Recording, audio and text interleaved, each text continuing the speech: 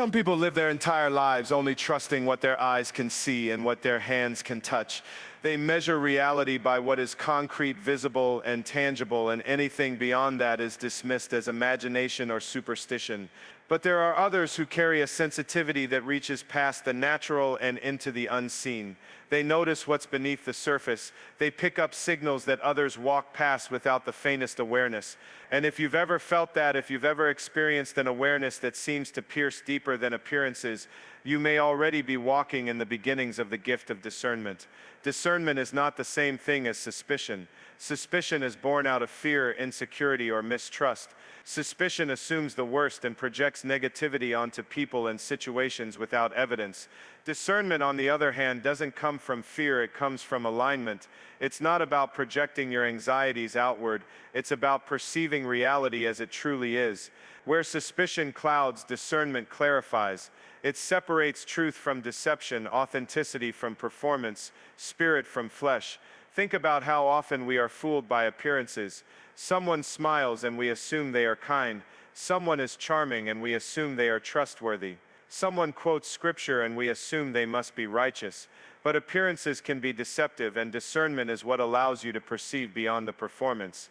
It is an internal radar that helps you recognize when something in the atmosphere doesn't line up, even if on the surface everything looks pristine. This sensitivity can sometimes feel like a burden.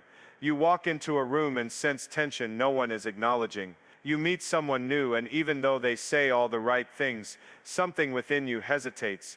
You can't always explain it with logic, but your spirit is unsettled. And while that may make you feel isolated or even misunderstood, it is actually a protective grace. Where others are blindsided by betrayal, the discerner is often warned ahead of time by an inner unease. Where others walk naively into traps, the one with discernment often feels the danger before it manifests. Philosophers have long debated the idea of knowledge beyond sensory perception. Plato spoke of forms, realities beyond the physical, known only through intellectual and spiritual insight. Psychologists today talk about intuition, that mysterious ability of the subconscious mind to synthesize information and warn us of patterns we cannot yet articulate. But what we are talking about here goes even deeper. This is not just the subconscious working overtime. This is a spirit-to-spirit communication, a resonance with truth and falsity that surpasses human calculation. It is the unseen speaking to your inner world before it reveals itself in the outer world. Now here's where many go wrong. They mistake their biases for discernment. Just because you don't like someone's background or their style or their way of speaking doesn't mean you are discerning. That may just be prejudice disguised as spirituality. True discernment is impartial. It doesn't bow to personal preference. It doesn't care whether the person is attractive, wealthy, educated, or eloquent. Discernment cuts through the noise and says, regardless of the packaging, what is the substance? This is why people with discernment sometimes feel like outsiders. You're the one in the meeting who feels that the polished proposal isn't quite as sound as everyone else believes. You're the one in the relationship who feels the hidden fractures long before they break open. You're the one in the community who senses that beneath the religious performance, there is emptiness or corruption.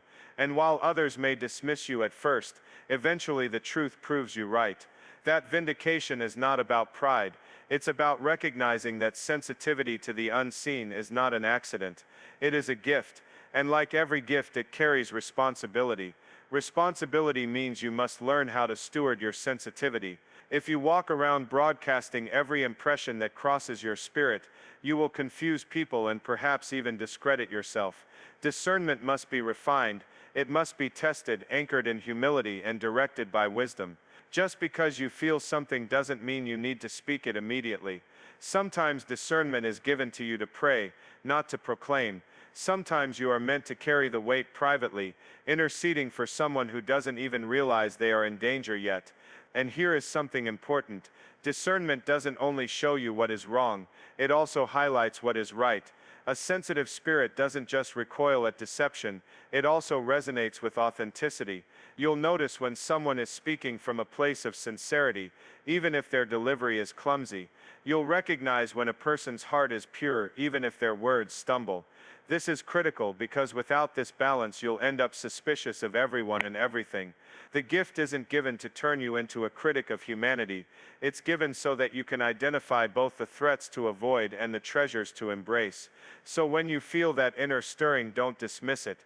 Don't try to drown it out with noise or numb it with distraction. That sensitivity is not weakness, it is strength. It is evidence that your spirit is tuned to frequencies others have not yet learned to hear. And while it may isolate you at times, it also positions you as a protector, a guide, and a watchman for those around you. When you recognize that you are sensitive beyond the natural, don't run from it and don't abuse it. Train it, test it, steward it with humility and love. And remember that the same awareness that makes you restless in the face of falsehood will also bring you peace in the presence of truth. That peace is your confirmation, that unease is your warning, and both are given so you can navigate a world where appearances are unreliable but truth is eternal. So the next time you feel that still, small voice tugging at your spirit, listen, because that may be the very sign that you are walking in the gift of discernment, seeing with more than eyes and knowing with more than reason. Closing statement: the greatest clarity you will ever receive is not from what stands before your eyes, but from what resonates within your spirit. Learn to trust that sensitivity, because it was given to guide and guard your destiny.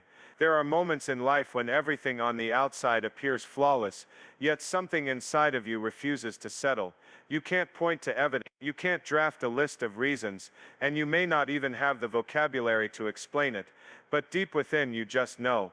That inner knowing, that quiet yet unshakable awareness, is one of the most powerful marks of discernment.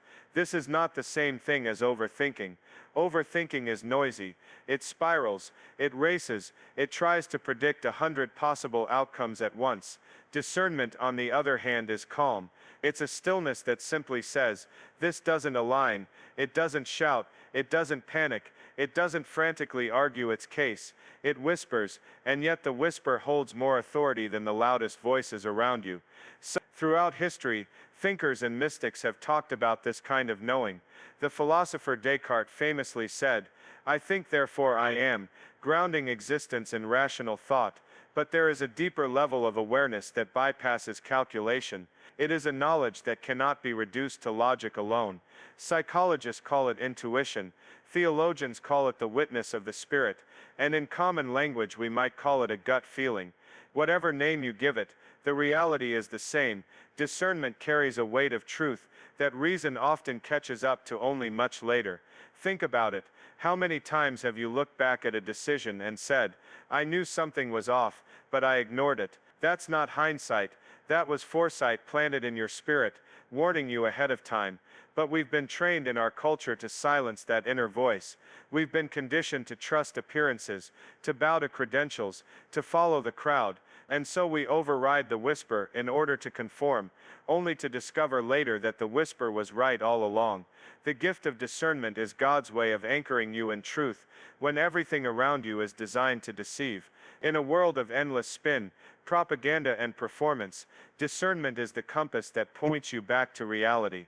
That inner knowing keeps you from being tossed about by every new trend, every charming personality, or every glittering opportunity. It tells you, don't be fooled by the shine, look for the substance. But let's be honest, living with this gift can be lonely. When everyone else is celebrating, and you're the only one feeling that quiet hesitation, it can feel isolating. People may even accuse you of being negative, difficult, or unwilling to go with the flow. Yet discernment was never meant to win popularity contests. It was meant to preserve your life and the lives of others. Sometimes being the lone voice of caution is the most loving thing you can do. The power of this inner knowing lies not only in what it warns you against, but also in what it confirms. There will be times when circumstances look bleak, when logic says there is no way forward, and yet inside, there's a deep assurance that says, hold steady, keep walking, something good is coming. That too is discernment. It doesn't only protect you from deception, it also strengthens you with confidence when truth is not yet visible. It's the difference between sinking with the storm and walking on the water. Now here's the challenge. Not every thought or impulse is discernment. Our minds are crowded with emotions, fears and desires that can easily masquerade as inner knowing. This is why maturity is essential. The discerner must learn to test what they feel, to hold it up to truth, to see whether it aligns with wisdom, with consistency, with the character of God. Inner knowing is not reckless, it is measured. It doesn't indulge paranoia, it discerns reality. One way to recognize the difference is this: fear screams, discernment nudges. Fear is chaotic, pressing you to act immediately, often irrationally. Discernment, however, is steady. It may create discomfort, but it never creates hysteria. It may call you to act, but it does so with clarity, not confusion. The more you pay attention to that distinction, the more reliable your discernment becomes. Imagine how powerful your life becomes when you begin trusting that inner error. Now, you stop wasting time on people who wear masks but hide daggers. You stop investing in opportunities that look golden but are hollow inside. You stop being swayed by flattery, fooled by charm, or seduced by the promise of quick rewards. Instead, you begin making choices that line up with truth, even when they defy appearances. That alignment sets you apart. It creates stability in your life, while others are tossed about by illusions. And here's something that may surprise you: discernment doesn't always require explanation. You don't always have to defend why you sense what you sense. Sometimes the proof comes later. Sometimes people won't understand until the truth is revealed over time. And that's okay. You're not called to convince everyone. You're called to walk faithfully with what you've been given. Over time, your consistency will speak louder than your words. This inner knowing is a gift, but like any gift, it requires stewardship. If you ignore it, it grows faint. If you honor it, it grows sharper. Each time you listen, you train your spirit to recognize the difference between noise and truth. Over the years, your discernment becomes not just a momentary feeling, but a well-developed skill, an unshakable compass in a world of shifting sands. So when you feel that whisper, when something inside you quietly insists, "This is right," or "This is not right," pay attention. It may not make sense immediately, but discernment is often ahead of its time. By the time logic and evidence catch up, the gift will have already positioned you to respond wisely. Closing statement: in a world filled with voices, learn to recognize the one within that doesn't shout but stands firm, because that unshakable inner knowing is the light that will guide you when everything else fades into shadow. One of the clearest signs of discernment is how your spirit reacts when you encounter what is false. For most people, lies and pretense slide by unnoticed. Deception dresses itself so elegantly that many welcome it without question. But for those who carry the gift of discernment, falsehood never sits comfortably. It unsettles you, it disrupts your peace, it gnaws at your spirit, until you acknowledge what's beneath the surface. You know this feeling. Someone says the right words, but something about the way they say it makes your soul recoil. A room is filled with laughter, but behind the laughter you sense an undertone of bitterness or rivalry. A leader talks about humility while carrying themselves with arrogance, and though the crowd applauds, something in you resists. That resistance is not paranoia, it's discernment in motion. It is important to understand that this restlessness is not about cynicism. Cynicism assumes the worst of everyone. Discernment does not. It is not a negative lens that discolors the world. It is a clear lens that refuses to accept illusion as reality. Cynicism breeds contempt, but discernment breeds clarity, and clarity always brings responsibility. When you perceive deception, you cannot simply pretend you didn't. Something within you compels you to act, whether through prayer, caution, or honest confrontation. Think about how powerful this is in human relationships. How many people have been misled by charisma, charm, or eloquence? Entire communities have been manipulated by leaders who looked noble, but were corrupt. Families have been fractured by individuals who presented themselves as friends, while secretly sowing division. The gift of discernment acts like an alarm system against such dangers. Others may be lulled to sleep, but you remain awake, restless until the truth is exposed. There is a psychological dimension here worth noting. Our brains are wired to notice inconsistencies, but most people suppress those signals because they want harmony more than truth. They want to believe the best, even at the cost of ignoring the obvious. A discerning spirit, however, cannot ignore those cracks in the surface. Where others find comfort in denial, you find discomfort in pretending. This is why discernment can feel like a lonely road. You may be the only one in your circle, sensing the imbalance, while everyone else claps and cheers. Yet in time, what is hidden will always come to light, and your restlessness will prove justified. The ancient philosophers understood this principle. Aristotle spoke of acrasia, the condition of acting against one's better judgment. People often suppress their inner sense of truth because it's inconvenient, but discernment refuses suppression. It will not allow you to sleep peacefully in the presence of contradiction. It demands alignment. It calls for integrity. That's why discerners are often accused of being too much, too sensitive, too serious, too unwilling to let things go. But that intensity is not an accident. It's a safeguard for your soul and for the people around you. Yet, let me be clear, discernment does not mean you expose every falsehood you see. Not every perception requires a public announcement. Sometimes the restlessness you feel is an invitation to intercede in silence. Sometimes it's a warning for your personal protection, rather than a signal to confront. And sometimes it is simply a lesson in patience, because truth always reveals itself in time, even without your intervention. Wisdom teaches you when to speak, and when to stay silent, when to step forward, and when to step back. What matters most is that you do not ignore the signal. If you push past your restlessness just to keep the peace, you set yourself up for unnecessary pain. Many betrayals, financial losses, and heartbreaks could have been avoided if only people had listened to that unease within. It is not weakness, it is not negativity, it is your spirit aligning with reality before your mind has caught up. But here's something else. Discernment is not only about detecting deception, it is also about affirming truth. Just as your spirit recoils at falsehood, it also finds deep rest in authenticity. When someone is genuine, when a situation carries integrity, your whole being relaxes, the restlessness lifts, and peace takes its place. That peace is just as important a signal as the discomfort. Both are navigational tools designed to guide your steps, so don't despise your restlessness, don't wish it away. Many people pray for peace, while ignoring the fact that their restlessness is trying to protect them. Peace comes from alignment with truth, and you cannot have it until you stop pretending falsehood is harmless. The quicker you honor that inner alarm, the quicker you move toward true rest. Think about this in your own life. How many times did you feel unsettled around someone, but you brushed it off, only to later discover their true colors? How many times did you enter a deal, a friendship, or even a commitment while ignoring that internal discomfort,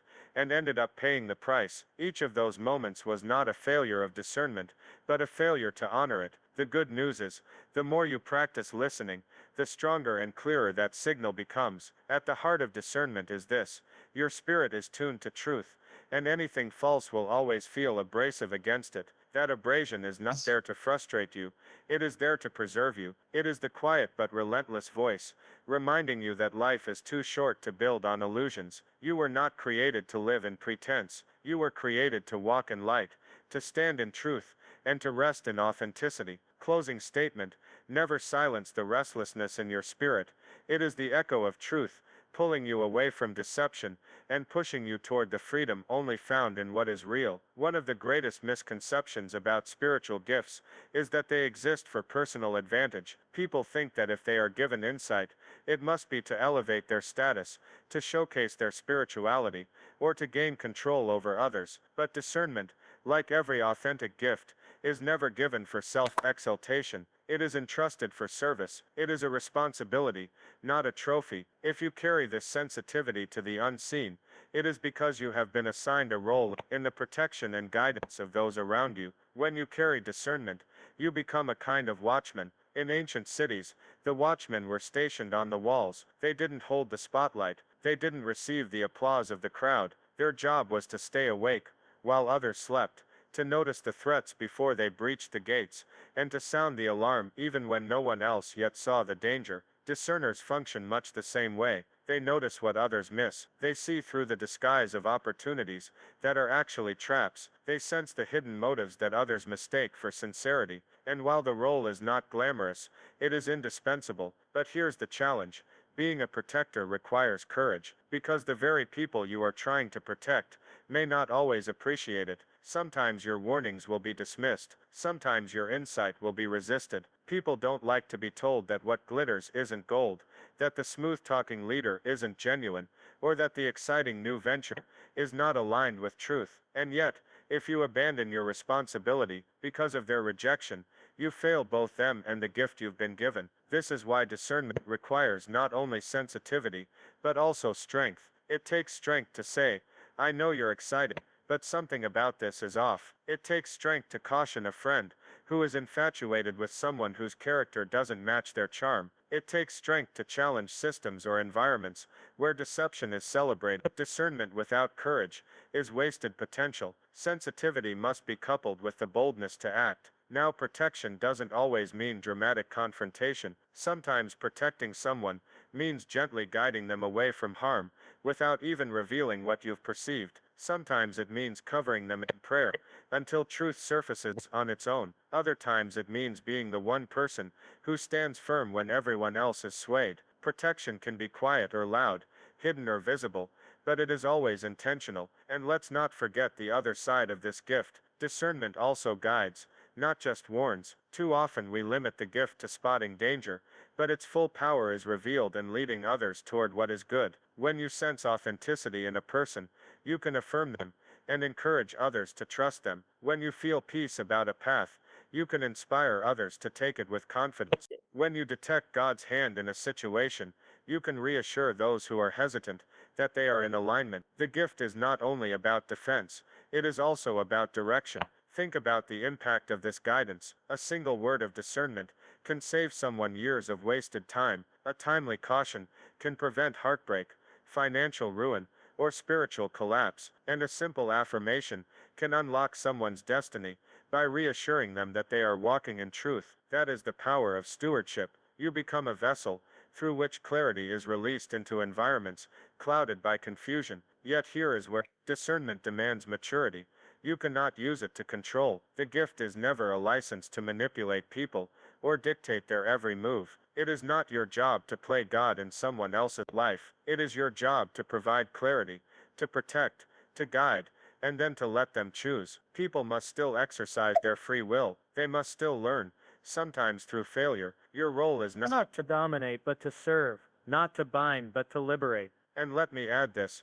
Guiding others begins with guiding yourself. If your discernment is not shaping your own choices, it cannot effectively shape anyone else's. Before you protect others, protect your own heart. Before you direct others, direct your own steps. The credibility of your gift will always rest on the integrity of your personal life. People may resist your warnings, but over time, they will watch how you live.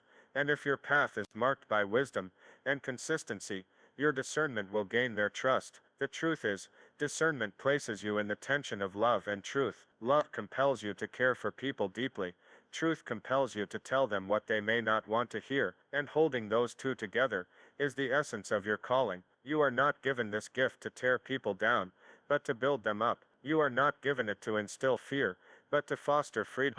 You are not given it to isolate yourself, but to serve your community. In the end, discernment is about stewardship of influence. Every time you sense something others don't, you are being entrusted with responsibility. Will you use it to serve yourself, or will you use it to shield and guide others? Will you stay silent out of fear of rejection, or will you speak the truth in love? Will you misuse the gift to control, or will you honor it as a tool for liberation? These questions will define not just your effectiveness, but your legacy. So if you have felt the weight of discernment in your life, understand this. It is not random. You were chosen for this, because someone needed your watchful eye, your protective heart, your guiding voice. And while it may sometimes feel heavy, it is also one of the greatest honors to be entrusted with sight in a world so often blinded by illusions. Closing statement. The gift of discernment is not about what it makes you see, it's about what it empowers you to do. So rise to the call,